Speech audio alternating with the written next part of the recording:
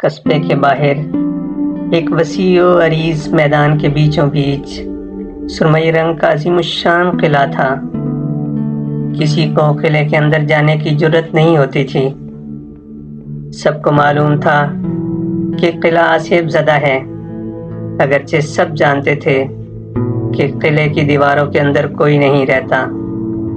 راتوں میں قلعے کے بڑے بڑے سنسان کمروں سے ایک کمزور سہمی ہوئی سی آواز سنائی دیتی۔ کبھی کبھار قلعے کی چمنیوں سے آگ کے شعلے نکلتے اور یہ شعلے کسی آگ کے بھوت کی تصویر بناتے اور یہ تصویریں فضا میں بلند ہوتی ہوئی سیاہ آسمان میں گم ہو جاتی۔ بہت سے دلیر اور مہم لوگوں نے اس بھوت پر قابو پانے کی بہت کوشش بھی کی، لیکن صبح کے اجالے میں قلعے کے سب سے بڑے کمرے میں مردہ حالت میں بیٹھے ملتے تھے۔ ان کی کرسی ہمیشہ آتش دان کے سامنے ہوتی، جس میں ہمیشہ آگ کی بجائے بجھی ہوئی راکھ ہوتی۔ سردیوں کے آغاز میں ایک دن قلعے کے قریبی قصبے سے ایک پھیری والا آیا جو بڑا ہی ہنسمکھ تھا۔ اس کا نام داستان تھا اور وہ بہت نڈر نوجوان تھا۔ وہ قصبے کے بازار میں ایک جگہ رک کر اپنے برتن اور دوسری چیزیں بیچا کرتا تھا۔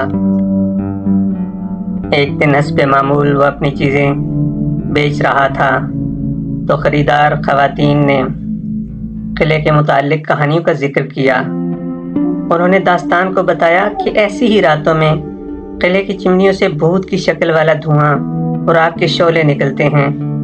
اگر کوئی ہمت کر کے قلعے کے نزدیک جائے تو ماتم کرتی مظلوم آواز بھی سن سکتا ہے۔ داستان نے حیران ہو کر ان سے پوچھا، معزز خواتین، مجھے داستان بہادر کے نام سے جانا جاتا ہے۔ میں کسی انسان سے ڈرتا ہوں اور نہ کسی بھوت سے، میں صرف خدا کی ذات سے ڈرتا ہوں۔ مجھے تو خوشی ہوگی اگر میں قلعے میں آج کی رات گزاروں اور اس مظلوم روح کو دلاسا دے سکوں۔ خواتین حیرت زدہ نظروں سے اسے گھورنے لگیں۔ پھر انہوں نے داستان کو بتایا، کیا تم جانتے ہو کہ اگر کوئی قلعے سے چمٹے ہوئے بھوت کو بھگا دے تو قلعے کا مالک اسے انعام میں 1000 سونے کے اشرفیاں بھی دے گا؟ یہ بات سن کر خوشی سے داستان کی ہنسی نکل گئی۔ اس نے دل میں تہیہ کر لیا کہ اگر یہ بات سچی ہے تو ہر صورت آج رات قلعے میں ہی گزارے گا اور قلعے کو اس میں بسنے والے آسیب سے چھٹکارا دلوائے گا۔ داستان کھانے کا بہت شوقین تھا۔ اس نے خواتین سے کہا کہ وہ کسی طرح سے رات گزارنے کے لیے اسے لکڑی کے بڑے بڑے ٹکڑے لا کر دیں تاکہ وہ قلعے میں ساری رات آگ جلا سکے۔ اسے مسالہ لگے ہوئے گوشت کے پارچے، 12 انڈے اور ایک توا لا کر دیں۔ سورج ڈوب چکا تھا اور سرد ہوا چیختی ہوئی آوازیں نکال رہی تھی۔ ہوا میں خنکی بھی تھی اور بارش کی بوندیں بھی۔ داستان نے گدھے کو قلعے کے دروازے کے پاس باغیچے میں گھاس چرنے کے لیے چھوڑ دیا۔ پھر اس نے لکڑی کے ٹکڑے اور کھانے کی چیزیں قلعے کے بڑے کمرے میں پہنچائیں۔ کمرے میں اندھیرا تھا۔ چمگادڑوں کے پروں کی پھڑپڑاہٹ اسے کمرے کی چھت کے قریب سنائی دے رہی تھی۔ اس نے آتش دان میں لکڑی کے بڑے بڑے سوکھے ہوئے ٹکڑے ڈالے اور انہیں جلانے لگے۔ سرخ اور سنہری شعلے لپک لپک کر چمنی میں بلند ہونے لگے۔ داستان بیٹھ گیا اور آگ کی تمازت محسوس کرنے لگا۔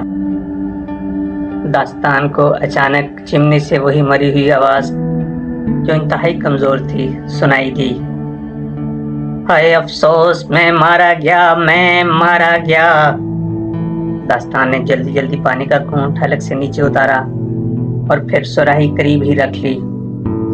وہ بولا، اے میرے دوست، تم نے میرا استقبال خوشی سے نہیں کیا، لیکن کم از کم یہ میرے گدھے کی آواز سے بہت اچھی ہے جسے مجھے ہر وقت سننا پڑتا ہے۔ پھر بھی آخر یہ آواز انسانی ہے۔ یہ کہہ کر وہ گوشت کے ٹکڑے توے پر پلٹنے لگا۔ دوبارہ آواز آئی، ہائے افسوس، میں مارا گیا، مجھے مار دیا گیا۔ داستان نے پکے ہوئے گوشت کے ٹکڑے احتیاط سے رکاب میں رکھے۔ پھر اس نے ایک انڈا توڑ کر توے پر ڈال دیا۔ اسی دوران داستان کو ایک بار پھر آواز سنائی دی، جس میں خوف کی جھلک نمایاں تھی۔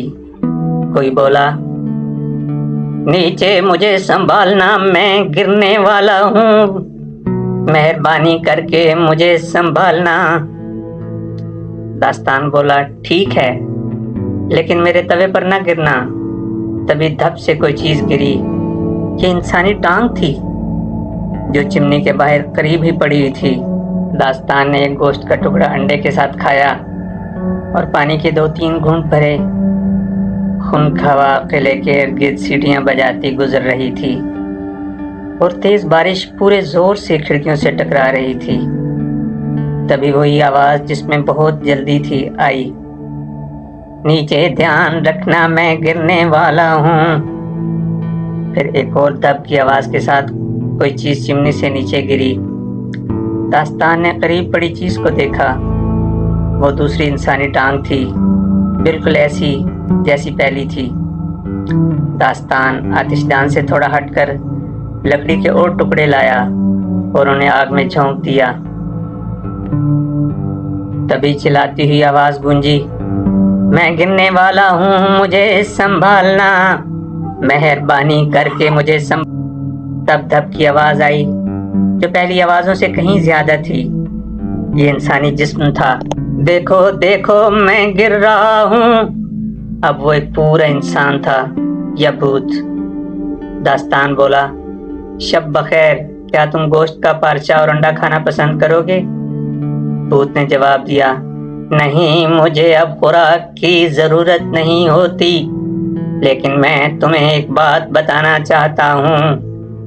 تم قلعے میں آنے والے پہلے شخص ہو جس نے میرے ٹکڑے جڑتے دیکھے پھر بھی بالکل ڈرے نہیں، ورنہ دوسرے لوگ تو ٹکڑے دیکھ کر ہی دہشت سے مر جاتے تھے۔ داستان نے بڑی سنجیدگی سے کہا، وہ شاید اپنے ساتھ کھانا اور آگ جلانے کے لیے لکڑی لے کر نہیں آئے ہوں گے۔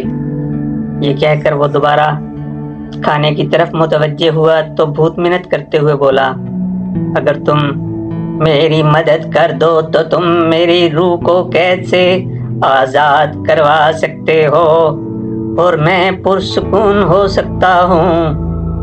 یہاں صحن میں ایک برگد کا درخت ہے جس کی جڑوں میں 3 تھیلے دفن ہیں۔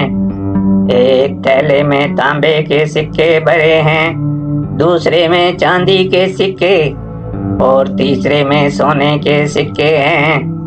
میں نے زندگی میں دوسرے ساتھیوں کے ساتھ مل کر لوٹے تھے۔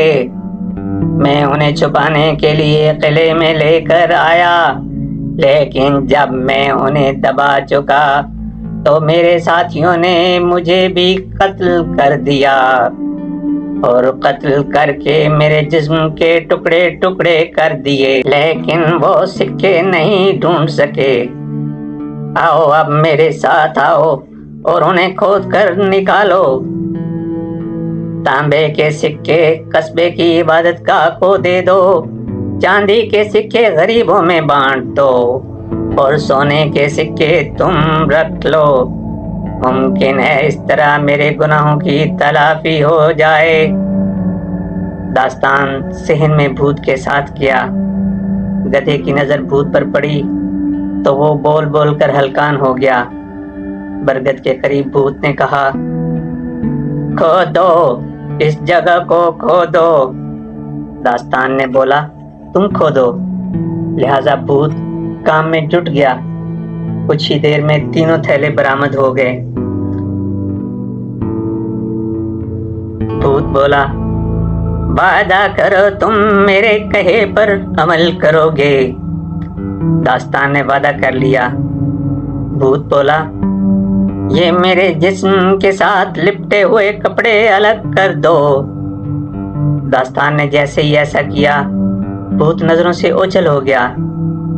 داستان سکھوں کو بھی بڑے کمرے میں لے گیا اور پھر آرام سے گھوڑے بیچ کر سو گیا۔